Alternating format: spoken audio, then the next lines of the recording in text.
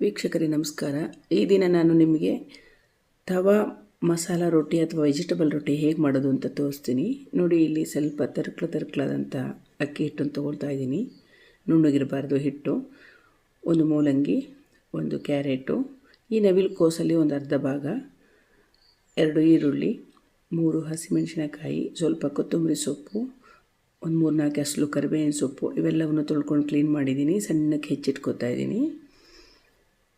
ನೋಡಿ, ಪ್ರತಿಯೊಂದನ್ನು ಕೂಡ ಹೆಚ್ಚಿಟ್ಕೊಂಡಿದ್ದೀನಿ. ಈಗ 2 ಕಪ್ಪು ಆ ತರಿಯಾದಂತಹ ಅಕ್ಕಿ ಹಿಟ್ಟನ್ನು ತೊಗೊಂಡಿದ್ದೀನಿ. 1 ಕಪ್ ಅಂದರೆ 1 ಪಾವು.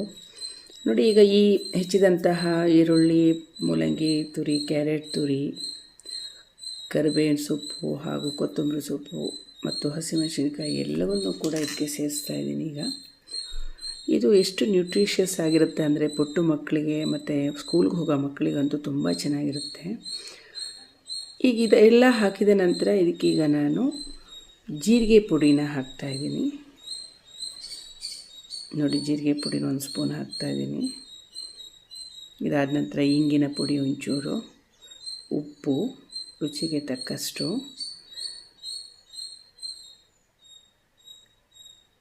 ಸ್ವಲ್ಪ ಸಕ್ಕರೆ ಟೇಸ್ಟಿಗೆ ಹಾಕಿಬಿಟ್ಟು ಎಲ್ಲವನ್ನು ಈಗ ಮಿಕ್ಸ್ ಮಾಡಿ ಚೆನ್ನಾಗಿ ಇದಕ್ಕೆ ನೀರು ಆ್ಯಡ್ ಮಾಡ್ತಾಯಿದ್ದೀನಿ. ನೀರು ಹಾಕುವಾಗಲೂ ಅಷ್ಟೇ ನೋಡಿ ಹಾಕ್ಕೋಬೇಕಾಗತ್ತೆ. ನೋಡಿ, ಈ ರೀತಿ ಇರಲಿ. ಈಗ ನಾನು ರೊಟ್ಟಿ ತವ ತೊಗೋತಾ ಇದ್ದೀನಿ. ರೊಟ್ಟಿ ತವ ಸ್ವಲ್ಪ ತಳ ಗುಂಡಿಗೆ ಇದ್ದರೆ ತುಂಬ ಚೆನ್ನಾಗಾಗುತ್ತೆ ರೊಟ್ಟಿ. ಅದನ್ನು ಎಣ್ಣೆಯಲ್ಲಿ ನೀಟಾಗಿ ತವಾನ ರೆಡಿ ಮಾಡ್ಕೋಬೇಕು. ಅದಕ್ಕೆ ಸ್ವಲ್ಪ ನೀರೆಲ್ಲ ಚಿಮುಕಿಸಿ ಹದ ಮಾಡಿಕೊಂಡು ತವಾನ ಚೆನ್ನಾಗಿ ಬಿಸಿ ಹತ್ತಿದ ನಂತರ ರೊಟ್ಟಿ ಮಾಡಬೇಕು. ರೊಟ್ಟಿ ಹಿಟ್ಟು ತೊಗೊಂಡ್ಬಿಟ್ಟು ಕ್ಲೀನಾಗಿ ರೊಟ್ಟಿ ತಟ್ಕೋತಾ ಇದ್ದೀನಿ.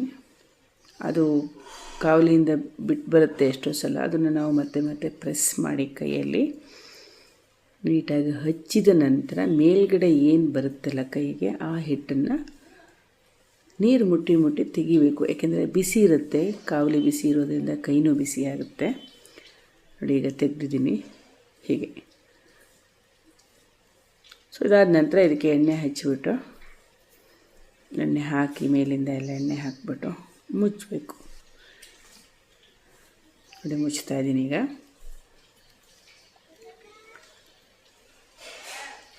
ನೋಡಿ ಸ್ನೇಹಿತರೆ, ರೊಟ್ಟಿ ಆಗಿದೆ.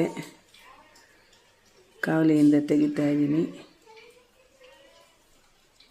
ತುಂಬ ಕ್ರಿಸ್ಪಿಯಾಗಿರುತ್ತೆ, ಇದು ಗರ್ಗರಿಯಾಗಿರುತ್ತೆ, ತುಂಬ ಚೆನ್ನಾಗಿರುತ್ತೆ.